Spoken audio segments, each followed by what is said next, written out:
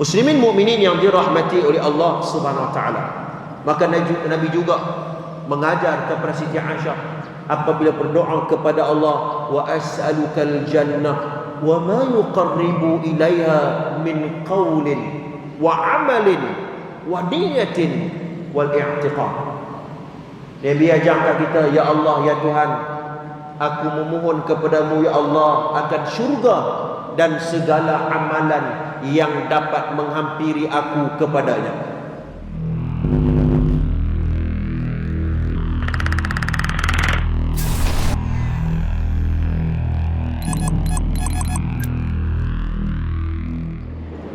Bismillahirrahmanirrahim.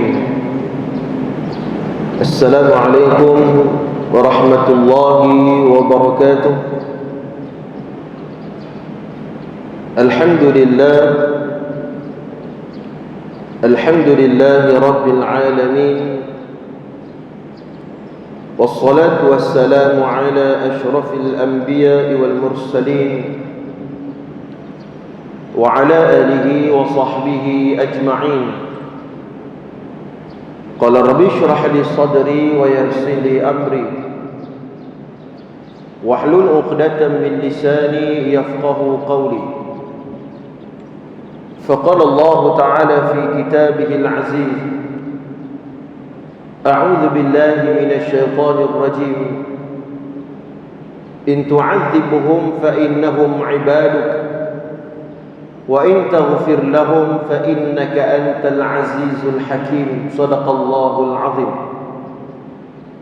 Yang bermaksud, sekiranya engkau menghukum mereka ya Allah, sesungguhnya mereka adalah hamba-Mu, dan jika engkau memaafkannya, sesungguhnya engkau maha perkasa lagi maha bijaksana.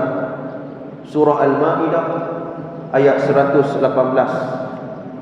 Muslimin mukminin yang dirahmati oleh Allah, di dalam satu kitab yang disusun oleh Hujjatul Islam Imam Al-Ghazali rahimahullah, dalam kitab dia Minhajul Abidin, dalam bab adab-adab ketika mana kita masuk dalam masjid, Al-Imam Al-Ghazali rahimahullah dia bawa masuk satu hadis dalam kitab dia Minhajul Abidin melalui riwayat daripada Sayyidatina Aisyah radhiyallahu anha.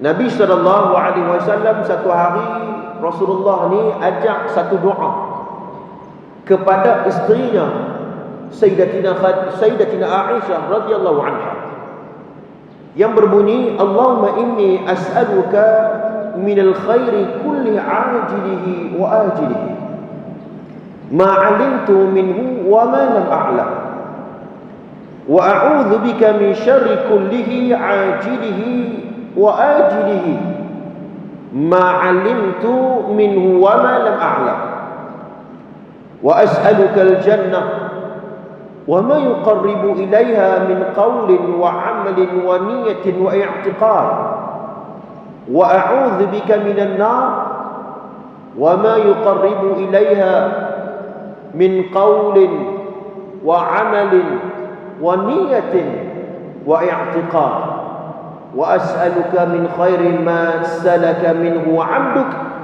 wa rasuluka Muhammad sallallahu alaihi wasallam wa a'udzu bika min syarri ma sta'adzaka minhu 'abduk wa rasuluka Muhammad sallallahu alaihi wasallam.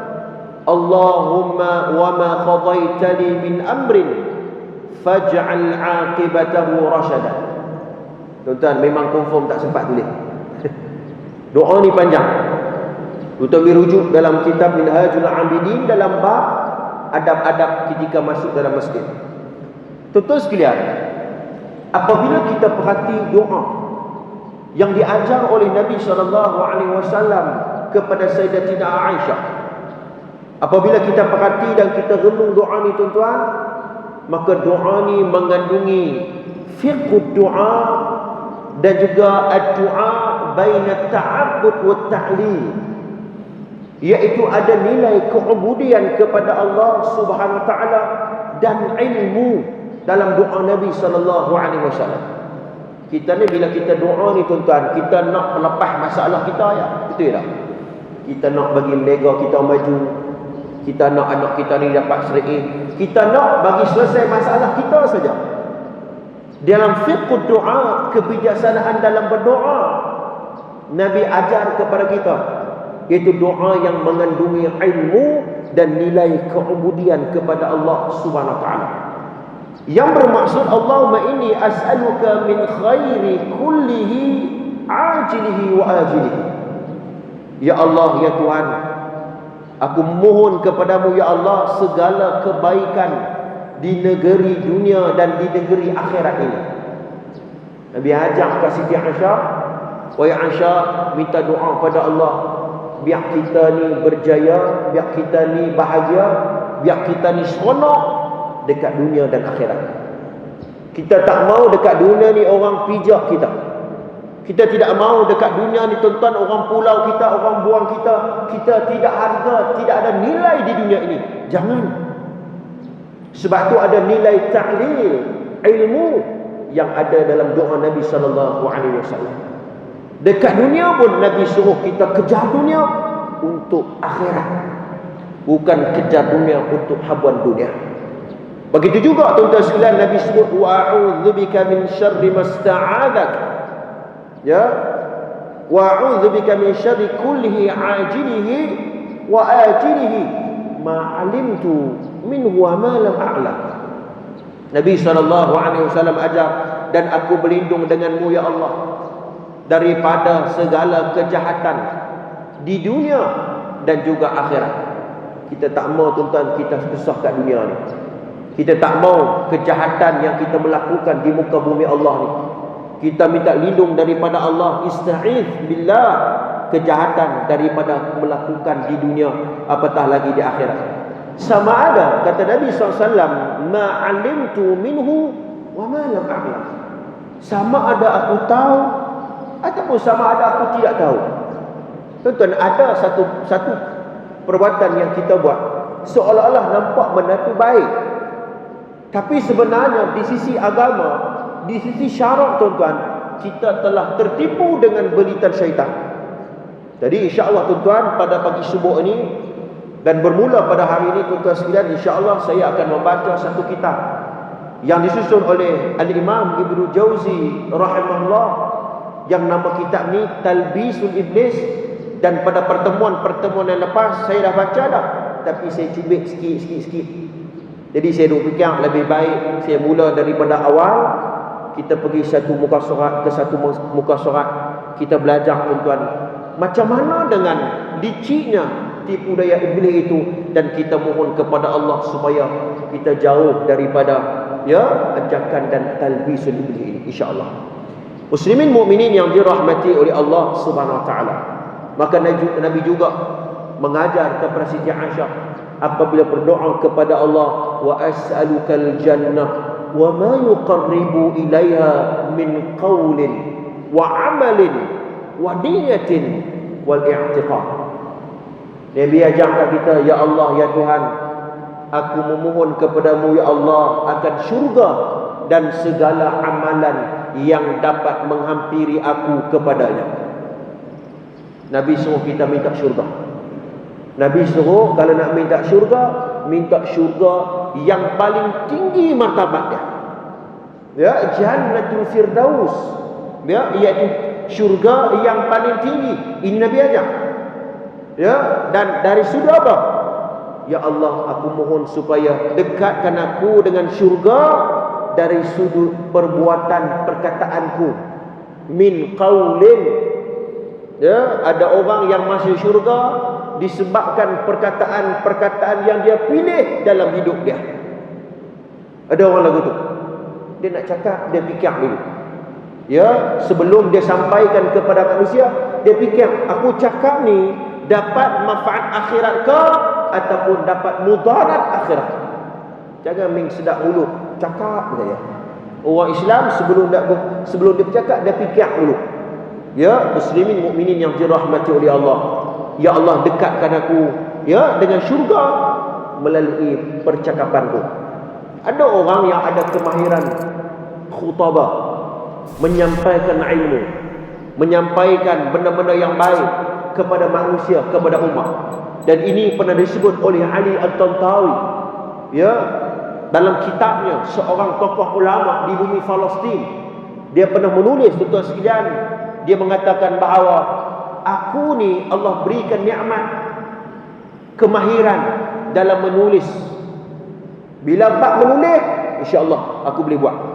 Ada jenis orang lagu tu, tuan-tuan, ya, hebat dalam penulisan, dan penulisan dia tu boleh menggegarkan musuh-musuh Allah Subhanahu Wa Taala. Seumpama seperti Allamah Ali Tantawi, tuan-tuan boleh tengok. Dan kata dia, dan aku tidak ada kemahiran berpidato, kata dia. Tapi kalau bagi mic dekat aku, kalau bagi dekat aku mikrofon, aku tak hati cakap. Dia mengaku sendiri dalam tulisan dia. Dia kalau nak dibandingkan aku dengan Qaradawi hafizahullah, dia ada dua-dua kemahiran tu. Dia sebut. Ya, kalau nak dibandingkan Qaradawi, dia ada dua-dua. Bercakap pun dia pandai, menulis pun hebat. Oh, ada orang lagu ni. Ya, ada orang yang lagu ni yang Allah berikan kemampuan dan kemahiran kepada dia. Muslimin mukminin yang dirahmati oleh Allah. Maka subhanallah, Nabi ajak kepada kita, tuan-tuan sekalian, supaya dengan percakapan itu kita masuk dalam syurga. Dan juga, tuan-tuan sekalian, min amalin, dan juga amalan-amalan kita. Ya, ya Allah, dekatkan aku dengan syurga-Mu ya Allah dengan amalan-amalanku. Allahumma barik lana fi Rajab wa Sya'ban wa ballighna Ramadan. Tuan-tuan, kita ulang lepas sembahyang duk baca doa ni lah, tuan-tuan.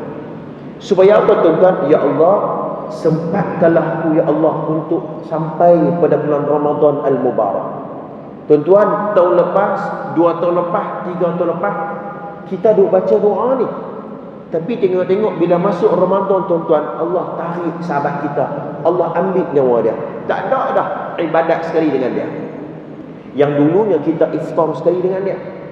Yang dulunya, tuan-tuan, kita bertadarus Al-Quran dengan dia. Tiba-tiba bila masuk saja Ramadan, Allah ambil nyawa dia. Subhanallah. Sebab tu, tuan-tuan, kita minta doa supaya Allah panjangkan umur kita, dan umur kita itu diberkati oleh Allah Subhanahu Wa Taala. Nah, dan hari ini kita masuk bulan Rajab, bulan Sya'ban, sebulan lebih lagi nak masuk Ramadan. Allahu Akbar. Dan bulan Ramadan adalah pesta ibadah bagi orang Islam. Ya, menghidupkan malamnya. Nabi pernah sebut, para sahabat pernah memperakui ketika mana masuk pada bulan Ramadan, Nabi Muhammad SAW, tuan-tuan, seumpama seperti tak kenal sahabat-sahabat dia. Bila masuk Ramadan, sahabat-sahabat dia tengok, Rasulullah ni macam tak kenal kita ni. Pasal apa? 20 sungguh amal ibadat pada bulan Ramadan al-Mubarak. Muslimin mukminin yang dirahmati oleh Allah, wa ma yuqarribu ilaiha min qaulin wa amalin, dan wa niyatin, ya Allah, kau dekatkanlah kami dalam syurga, kepada syurga dengan niat kami. Sebab tu, tuan-tuan, ada kawan-kawan saya yang belajar di bumi Hadraul Maut, Yaman. Ya, dia mengatakan bahawa ada satu kitab yang cerita tentang niatnya. Dia cerita pasal niatnya. Nak masuk masjid, kita niat untuk buat baik, niat untuk beribadat, niat untuk sujud. Semua tu, tuan-tuan, akan dapat pahala di sisi Allah Subhanahu Wa Taala dengan niat. Ya, sebab tu kata ulama, tempat pandang Allah mahallal qalb, iaitu hati. Ya, walaupun dari sudut fiqhnya, tuan-tuan, al-hukm bil-zawahir, dari sudut zahirnya kita hukum dari sudut zahir. Tapi, tuan-tuan, yang nak membezakan di antara ibadat dan adat adalah niat hati kita. Niat hati kita tu. Ada jenis orang bila dia buat ibadat, dia kata, hak ni pun orang dulu pun buat ni juga. Itu adat tu. Tapi kalau dia buat itu hanya kerana Allah, mengikuti apa yang ditetapkan oleh Allah SWT, maka ia dikira ibadat. Muslimin mukminin yang dirahmati oleh Allah, tuan-tuan sekalian, ya, dan wal i'tiqad, ya Allah, kau dekatkanlah kami dengan syurga-Mu ya Allah dengan kepercayaan dan i'tiqad kami. Ramai orang yang beranggapan bahawa i'tiqad dia benar, tapi sebenarnya dia jauh dengan jalan Islam. Ya, sebab tu Al-Imam Syekh Sabiq rahimahullah dalam kitab dia Aqidatul Islamiyah, dia membezakan akidah itu terbahagi kepada dua. Yang pertama akidah, yang kedua akidah Islamiyah. Yang pertama akidah kepercayaan. Ya, ramai orang menabik dada bahawa kami berada dalam jalan yang benar. Ya, muncul pula agama-agama yang baru, kepercayaan-kepercayaan yang baru. Tapi sebenarnya i'tiqad mereka jauh daripada landasan yang diiktiraf oleh Allah Subhanahu wa taala. Dan i'tiqad yang sebenar, kata al-Imam Syekh Sabiq Hafiz rahimahullah, adalah aqidatul Islamiyah. Ini perkara yang penting yang membezakan di antara penerimaan Allah ataupun penolakan Allah Subhanahu wa taala. Tuan-tuan sekalian, saya nak bawa untuk kita melihat ya, kitab yang saya nak bawa pada setiap pagi subuh kuliah subuh saya insya-Allah, iaitu dalam kitab yang disusun oleh Al-Imam Ibnu Jauzi rahimahullah dalam kitab dia Talbisul Iblis. Insya-Allah tuan-tuan boleh beli kitab ni di Pustaka Darussalam ada. Ya. Terbitan apa ni? Al-Hidayah apa? Ha, tuan-tuan. Kitab ni sangat baik. Dan kitab ni tuan-tuan sekalian, dia mengandungi ya bab-bab menceritakan tentang tazkiyatun nufus. Ya, dalam istilah kita ni tuan-tuan ilmu tasawuf lah. Ya, dalam istilah yang lain tazkiyatun nufus, ataupun bagaimana untuk kita membersihkan niat kita, i'tiqad kita dan jauh daripada talbisul iblis. Hak ni dah cerita di kitab. Ya, dan kalau kita tengok tuan-tuan sekalian, biografi pengarang ya kitab Talbisul Iblis ni tuan-tuan, iaitu Al-Imam Ibnu Jauzi Abdul Rahman bin Ali bin Muhammad Al-Jauzi Al-Quraisy Al-Baghdadi Abu Al-Farraj. Ya, dia wafat sekitar tahun 508 Hijrah di bumi Baghdad. Subhanallah tuan-tuan, jangan duk celaru. Ya, di antara dua individu ini ada ramai orang duk celaru, duk keliru. Pertama Imam Ibnu Jauzi, yang kedua Imam Ibn Qayyim Al-Jauziyah rahimahullah. Ini dua orang individu yang berbeza. Kalau kita mempukul sama kata, kita silap menghukum individu itu. Jangan. Hati-hati, teliti dan cermat dalam soal ini. Yang kita bincang ni tuan-tuan, Imam Ibnu Jauzi yang wafat 508 Hijrah di bumi Baghdad. Muslimin mukminin yang dirahmati oleh Allah, ya, dan beliau seorang yang diberikan yang nikmat oleh Allah Subhanahu wa taala, ya, iaitu kelebihan dalam menyampaikan tausiah dan mau'izah kepada umat. Tuan-tuan, ada jenis ustaz, ada jenis pendakwa, ada jenis para duat ni tuan-tuan, bila dia bagi tazkirah, bila dia bagi kuliah tuan-tuan, isi kuliah yang dia sampai tuan-tuan boleh menggetarkan hati perasaan kita. Betul tak? Ada. Dan ada ustaz-ustaz favourite kita, yang kalau ustaz ni mengajar, kita akan pergi. Pasal apa tuan-tuan? Sebab kalam itu dia boleh memberi kesan dalam jiwa dan perasaan kita. Dia boleh membentuk akhlak dan juga tingkah laku kita. Dan ini Allah berikan kemahiran dan nikmat kepada hamba Allah ini. Dan kemahiran itu Allah telah berikan kepada Imam Ibnu Jauzi rahimahullah. Ya, dia ada kemahiran itu. Ya, dia ada ilmu, dia seorang sarjana Islam, tokoh ilmuwan Islam. Dalam masa yang sama Allah bagi dia kemahiran tuan-tuan dalam menyampaikan tausiah dan mau'izah kepada manusia. Muslimin mukminin yang dirahmati oleh Allah. Seperti mana kata apa dia ulama Ibnu Ishaq, ya. Sebagai contohnya Ibnu Ishaq dia wafat sekitar tahun 200 Hijrah begitu. Ya, dan beliau digelar sebagai sahibus sirah. Apabila kita bincang tentang sirah, berbincang tentang perjalanan kehidupan Nabi sallallahu alaihi wasallam, maka mereka akan merujuk kepada sahibus sirah, yakni Imam Ibnu Ishaq. Maknanya apa tuan-tuan? Beliau adalah tokoh dalam bidang itu.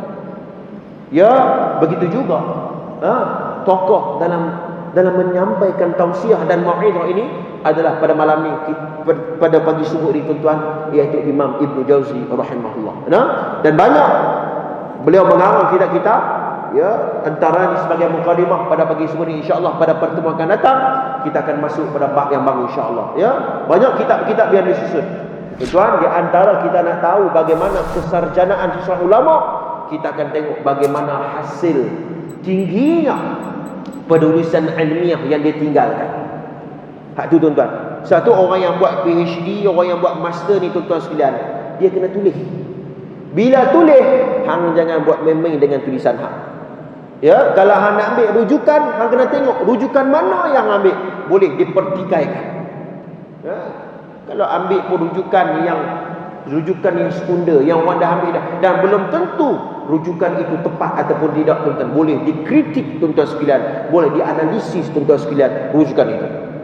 Maka subhanallah, sebab tu saya sebut bahawa kalau kita nak tahu bagaimana tahap keilmuan, kita tengok bagaimana hasil peninggalan khazanah penulisan yang ada tiga. Seperti mana tuan-tuan Al-Imam Muslim, seperti mana Al-Imam Nawawi rahimahullah, sampai hari ini tuan-tuan orang boleh mendapat manfaat daripada khazanah ilmu yang ditinggalkan oleh Al-Imam Nawawi rahimahullah. Ya, dan kalau kita tengok dalam konteks kita pada hari ini tuan-tuan, ulama-ulama kita seperti Profesor Dr. Waba Az-Zuhaili hafizah rahimahullah, Allahu akbar. Tengok bidang apa yang dia tak tulis. Ini bidang tafsir, dia ada tafsir Al-Munir. Dari bidang fiqh, dia ada fiqh Islam wa adillatuh. Ya, ni hari ni orang nak sibuk tentang vaksin. Ya, ada orang yang anti vaksin, ada orang yang pro vaksin. Tuan-tuan, Profesor Dr. Waba Az-Zuhaili sudah bincang dalam kitab dia Fiqh Islam wa Adillatuh, dalam kitab dia. Buka dan baca ya. Subhanallah. Muslimin mukminin yang dirahmati oleh Allah. Ya, dalam bidang tasawuf, dalam bidang usul fiqh, dalam bidang hadis, tuan-tuan, dia ada peninggalan khazanah dia. Muslimin mukminin yang dirahmati oleh Allah. Di antara kitab yang dia tulis adalah Mukhtasar Sair wal Akhbar, dan kedua Manaqib Umar bin Abdul Aziz, Ruhul Ma'ani, ya, Al-Maw'ith bil Mawadih fil Gharab al Akhbar, Funun al Afnan fil Ulum al Quran, Al-Wafa fil Ahwal al-Mustafa sallallahu alaihi wasallam, dan banyak lagi tuan-tuan. Dan di antara At-Tahqiq fil Hadith al-Khilaf. Ya, maknanya apa tuan-tuan? Imam Ibnu Jauzi ni yang susun kitab Talbisul Iblis ni, dia bukan orang calang-calang, dia bukan orang biasa. Ya, hadis-hadis yang dia pilih dalam kitabnya mengandungi saringan-saringan yang sangat ketat. Tuan-tuan sekalian, sebab tu sangat baik untuk kita mendalami dan kita bincang kitab ini supaya apa? Supaya kita dapat tahu tuan-tuan bagaimana berita-berita syaitan. Baik, apabila kita nak membaca kitab ini tuan-tuan, nak baca kata Arab, pastinya kita kena tahu tentang mukaddimah. Kena tahu juga tuan-tuan. Ya, dan saya tertarik dengan mukaddimah yang dibawa oleh Imam Ibnu Jauzi rahimahullah, dan dia mulakan mukaddimahnya dengan lafaz Bismillahirrahmanirrahim. Tuan-tuan, kata ulama, apabila satu kitab itu dimulakan dengan lafaz Bismillah, dengan nama Allah yang Maha Pemurah lagi Maha Penyayang tuan-tuan, maka ia menjemput keberkatan daripada Allah Subhanahu Wa Taala. Bahkan tuan-tuan sekalian, kalau kita tengok dalam Mawsu'ah Fiqhiyah Kuwaitiyah jilid yang ke-8, ya, basmalah itu dari sudut bahasa ni ialah kalimah Bismillahirrahmanirrahim, yakni basmal ataupun basmalah dengan nama Allah. Ya, dalam Mawsu'ah Fiqhiyah Kuwaitiyah, Bismillahirrahmanirrahim itu juga disebut dengan nama Allah yang Maha Pemurah lagi Maha Penyayang. Ini istilah. Baik. Al-Imam Qurtubi dalam tafsirnya menyebut bahawa setengah daripada ulama mengatakan bahawa kalimah basmalah ini termasuk di kalangan perbuatan yang disyariatkan oleh agama kita. Maknanya apa tuan-tuan? Kata Imam Qurtubi, bila kita nak buat satu perkara, baca bismillah. Nak start motor, nak pergi masjid ni, baca bismillah. Nak pakai baju tuan-tuan sekalian, baca Bismillahirrahmanirrahim. Walaupun nampak benda tu nampak simple saja tuan-tuan, tapi subhanallah, ia memberi kesan dalam tindakan kita. Tuan-tuan, doktor-doktor kita ni yang nak injek, nak suntik dan sebagainya tuan-tuan, dia nak buat satu benda dekat kita, tiba-tiba doktor tu sebelum dia nak injection, dia nak cucuk ubat dekat badan kita tuan-tuan, kita dengar dengan telinga kita dia baca Bismillahirrahmanirrahim, Allahu Akbar. Doktor di Muslim dan dia ada fikrah Islam. Dia ada fikrah Islam. Ya, dengan nama Allah yang Maha Pemurah lagi Maha Penyayang, dengan ilmu yang Allah pinjamkan kepada dia, maka dia gunakan usaha itu untuk mengubati hamba Allah ini. Muslimin mukminin yang dirahmati. Sebab itulah lafaz bismillah disyariatkan dalam agama kita. Di setiap perbuatan kita kita buat dan dikira ibadat. Bahkan kata Nabi SAW, hadis yang diriwayatkan oleh Ibn Majah, ya, kullu amrin dhi balin la yubda'u fihi bismillahirrahmanirrahim fahuwa afdal. Nabi pernah sebut hadis sahih riwayat Ibn Majah, setiap perkara yang tidak dimulai dengan memuji Allah. Setiap benda, Nabi kata, Nabi pesan kat kita, setiap benda yang tidak dimulakan dengan lafaz bismillah, tidak dimulakan dengan memuji Allah Subhanahu Wa Taala, maka amalan tersebut akan terputus. Yakni kalau buat amalan itu bukan kerana Allah, itu maksudnya. Buat amalan itu bukan kerana Allah, maka amalan itu fahuwa aqta'u, amalan itu akan terputus. Muslimin mukminin yang dirahmati oleh Allah. Ya, itu mukadimah. Yang kedua, tuan-tuan sekalian, dalam mukadimah ini disebut bahawa di antara tu poin yang besar, Imam Ibn Jauzi rahimahullah menyebut bahawa hikmah diutuskan para rasul. Ini kita bincang pasal mukadimah. InsyaAllah pada pertemuan akan datang kita akan masuk pada bab yang pertama. Tuan-tuan sekalian, di antara hikmah, kata Ibn Jauzi, ketahuilah bahawa para nabi membawa keterangan yang mencukupi, membawa pelbagai penyakit dengan ubat penawar yang mujarab, dan meneliti satu jalan yang tidak saling bertentangan. Lalu syaitan datang mencampuri keterangan dan syubhat dengan syubhat, mencampuri ubat penawar dengan racun, membelokkan jalan yang lurus ke jalan yang menyesatkan. Syaitan terus-menerus mempermainkan akal sehingga memecahkan jahiliyah menjadi beberapa mazhab dan bid'ah yang buruk. Akibatnya mereka menyembah berhala di dalam Baitullahil Haram, menyucikan kepulan asap dan anak lembu, membunuh anak perempuan secara hidup-hidup, tidak menganggap para wanita sebagai ahli waris, dan berbagai macam kesesatan yang lain yang telah dikemas oleh iblis. Muslimin mukminin yang dirahmati oleh Allah. Sebab itu kata ulama, tuan-tuan, talbisul iblis ni tuan, maksudnya apa? Maksudnya ialah perangkap iblis. Dalam erti kata yang lain, tuan-tuan, nampak macam betul, nampak macam cantik, nampak macam buat ibadat dah, tapi sebenarnya, tuan-tuan, benda tu bukan ibadat. Ini talbisul iblis. Sebab tu, tuan-tuan, Imam Ibn Jauzi dia susun satu kitab kat kita nak tahu ilmu ni, kita nak kenal, tuan-tuan. Dan dalam bab ni juga, tuan-tuan sekalian, Imam Ibn Jauzi membahagikan beberapa bab-bab yang penting, disebut sampai bab ke-13. InsyaAllah lebih kesempatan kita akan pergi satu persatu.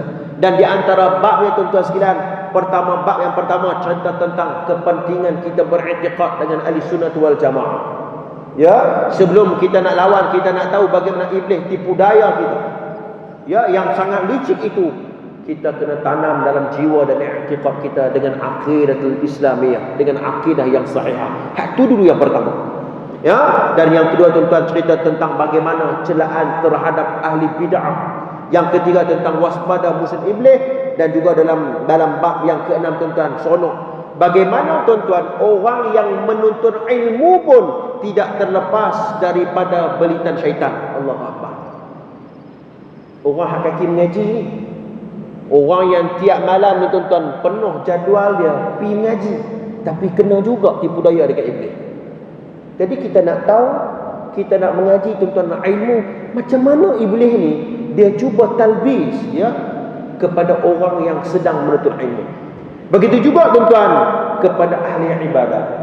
Ahli ibadat pun kena. Allahu Akbar.